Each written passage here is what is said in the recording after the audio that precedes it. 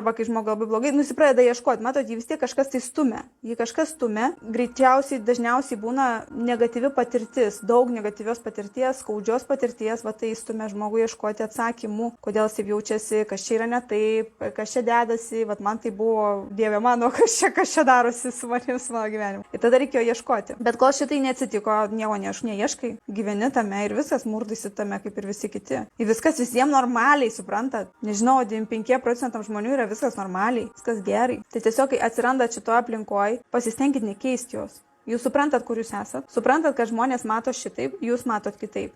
Bet tas matymas vienoks ir kitoks, jisai gali būti vienoje erdvėje, jeigu jisai neina muštis, jeigu jis neina įrodinėti. Nes tas įrodinėjimas tai irgi yra egoizmo apraiškos. Kai aš įrodinėju kažkam, tai yra ego. Tai yra mano ego. Aš noriu pakeisti kitą žmogų.